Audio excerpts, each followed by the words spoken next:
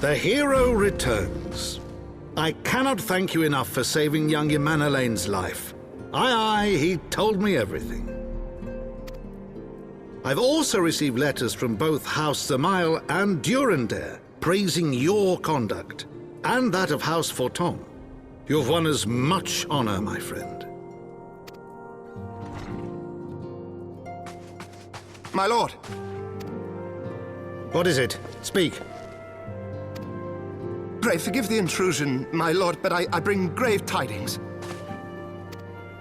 Master Alphino and Mistress Tataru have been detained on suspicion of fomenting heresy.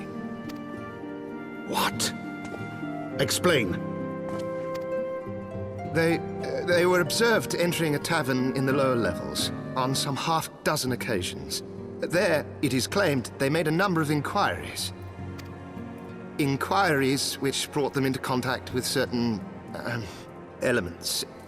'Twas this which prompted a knight of the Heavensward to demand that they be questioned. Sir Grinno, my lord.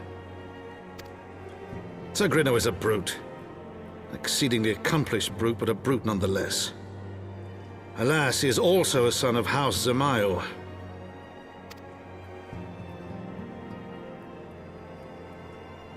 How quickly we forget the petty nature of men. I'd wager your friends are no more than pawns in another of my countrymen's games. Such is the way of things between the high houses.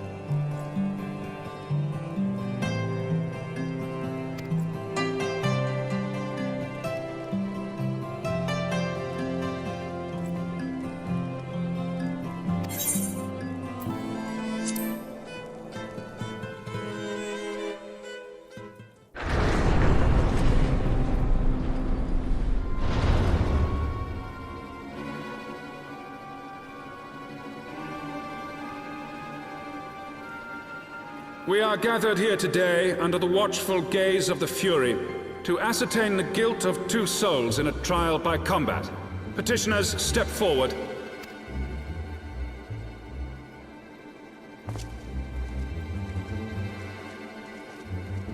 Sir Grinno, for the benefit of all here present, I would ask you to repeat the charges which you have leveled against this man and this woman.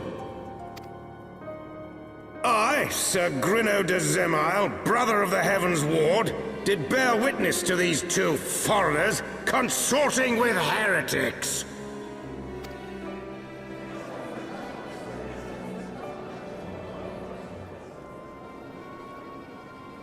Let the accused step forward.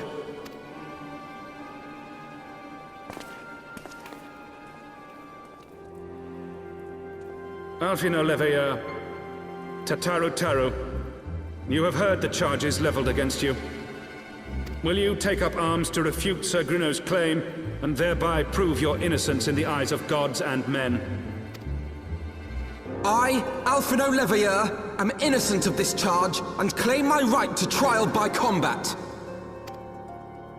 I, Tataru Taru, am innocent of this charge, but I am no warrior and cannot fight. So, I claim the right to name a champion.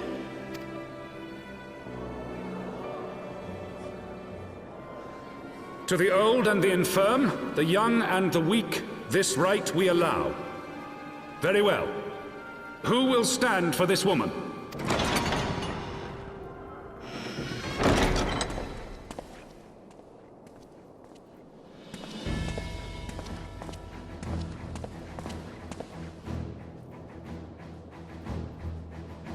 Just as I was beginning to doubt the efficacy of the Ishgardian justice system. Come, my friend. Let us put an end to this mummer's farce.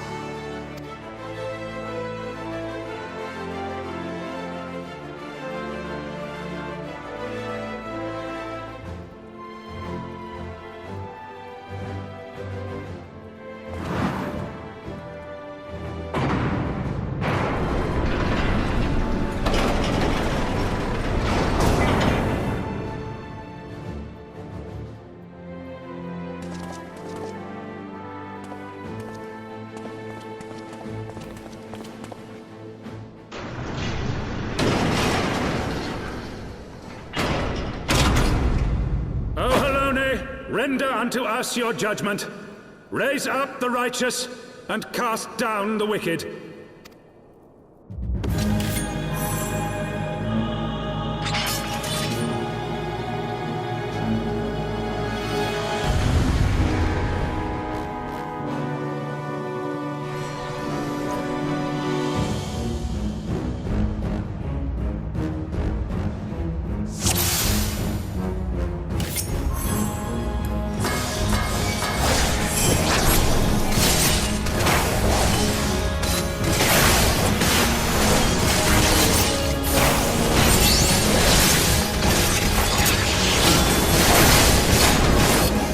My pride.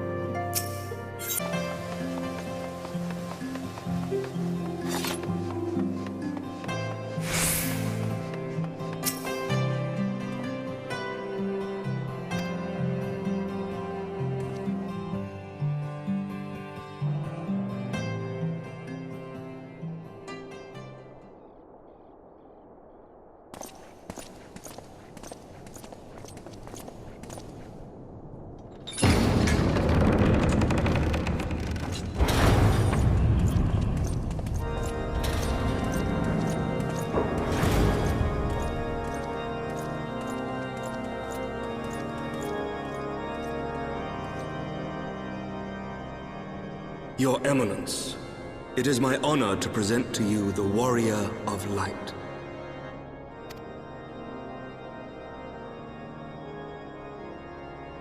I have heard the tales of your many grand endeavors. The Lord Commander has also been most effusive in his praise. I am Thorin VII, Archbishop of the Ishgardian Orthodox Church, and I bade you come here that I might offer my personal apologies. You will forgive me for not calling upon you as courtesy would dictate, but as you can see, my more sprightly days are long behind me. But I digress. Your companions were wrongly accused of heresy and subjected to gross indignities. This, I am sorry to say, was the result of negligence on the part of our nation's protectors. Negligence born of an excess of zeal. Is that not so, Sir Zephyrin? Yes, Your Eminence. Regrettably, it would appear that we of the Heavensward were in receipt of erroneous information. Sir Grinno has ever been headstrong. He pressed charges before the truth had been ascertained, for which I most sincerely apologize. An unfortunate misunderstanding born of an earnest desire to serve Ishgard, but one which should never have occurred. For who could doubt the character of those who bested Shiva and drove the Horde from the steps of faith? Not I. That much is certain. That will be all, Sir Zephyrin. I would speak with our guest in private. Your Eminence,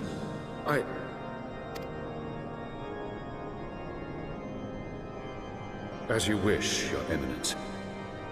That will be all for today.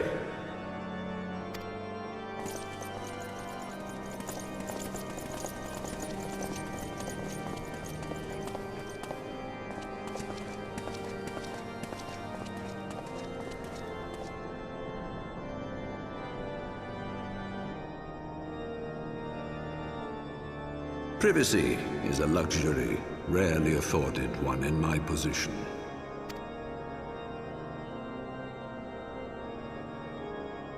Now, tell me, young man, what do you know of the Ascians?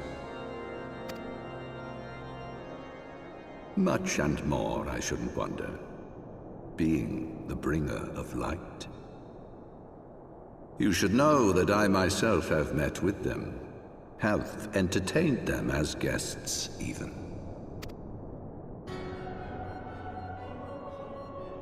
Those harbingers of chaos and strife offered us power that we might continue our war against the dragons.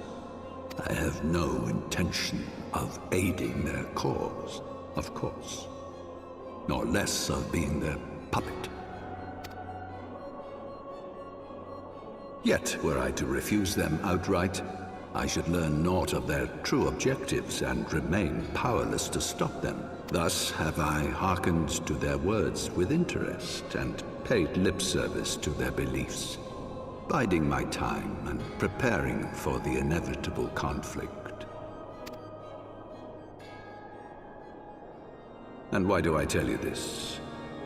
Because there is naught in this world they fear more than the power of the Warrior of Light. If we are to rid ourselves of these vile interlopers, we must needs work together. With our combined strength, I have faith that we can wrest Eorzea from their grasp and pave the way for a lasting peace. Think on it.